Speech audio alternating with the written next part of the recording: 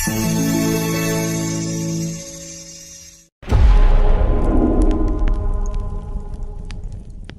రోజు నుండి సీతారామయ్య ఇంటి వద్ద తానున్నప్పుడు ధర్మన్నతో కలిసి పని చేయడం, ఇంట్లోకి పిలిచి చనువుగా మాట్లాడడం మొదలుపెట్టాడు. ధర్మన్న జంకితే భుజంపై చెయ్యి వేసి, ఏమిటోయ్ ఆలోచిస్తూ నిలబడ్డావు? నాకు పని చేతగాదనా?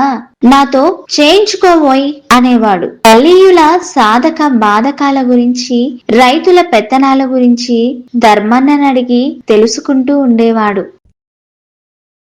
లింగవరం చిన్న ఊరు. ఆ ఊరి యువకులకు సీతారామయ్య అంటే బాగా అభిమానం. మా అత్తగారింటికి వస్తూ ఉండేవారు. సీతారామయ్యతో యువజన సంఘ కార్యక్రమాల గురించి మాట్లాడుతూ ఉండేవారు. నాతో చనువుగా మాట్లాడుతూ నాలోని భయాన్ని, బిడియాన్ని తొలగిస్తూ ఉండేవారు. నన్ను అక్క అక్క అని పిలుస్తూ సీతారామయ్యతో హాస్యాలాడుతూ ఆనందాన్ని కలిగిస్తూ ఉండేవారు. అప్పుడు బందరు కాలేజీలో చదివేవాడు మా తమ్ముడు. నన్ను చూడటానికొస్తూ నాకేదో తెస్తున్నట్లుగా రహస్యంగా కమ్యూనిస్టు పార్టీ నడిపే స్వతంత్ర భారతి కాపీలను బుట్టడుగున పెట్టుకొని వాటిపైన తేగలు, జాంపళ్ళు పెట్టి లింగవరం తెచ్చేవాడు. జిల్లా అంతటా పంచడం కోసం ఆ ఊరి యువకులు మా ఇంట్లోనే సైక్లో స్టైల్ పై రాత్రిపూట కాపీలు తీసేవారు. వారికి టీ కాఫీ ఇస్తూ ఉండేదాన్ని. వారు తీసిన కాపీలను బుట్టల్లో పెట్టి నేను తయారు చేసిన కజ్జికాయలను, అరిసెలను వాటిపై పెట్టి వారికి సహాయపడుతూ ఉండేదాన్ని. ఆ పని మా అత్తయ్య గారికి నచ్చేది కాదు. పార్టీ నిర్ణయం ప్రకారం సీతారామయ్య మేడే, అక్టోబరు విప్లవ దినోత్సవాలకు ఎర్ర జెండాలతో గుడివాడలో ఊరేగింపులు, బహిరంగ సభలు జరుపుతూ ఉండేవాడు.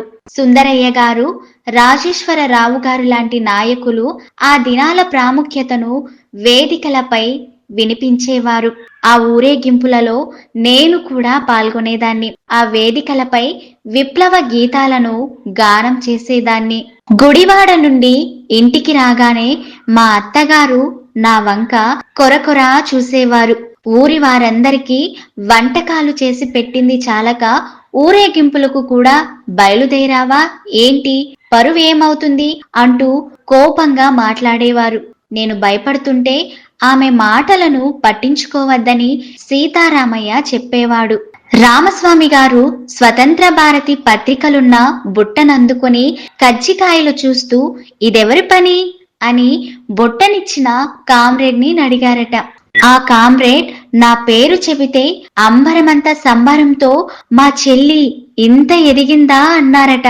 రాజేశ్వరరావు గారు నేను ఊరేగింపులో పాల్గొనడం చూసి, వేదిక మీద పాటలు పాడటం చూసి, కోటేశ్వరమ్మ నేను అనుకున్నట్లుగానే ఉద్యమానికి ఇంత బాగా ఉపయోగపడుతోందా అని ఆశ్చర్యం వ్యక్తం చేస్తూ అన్నారట.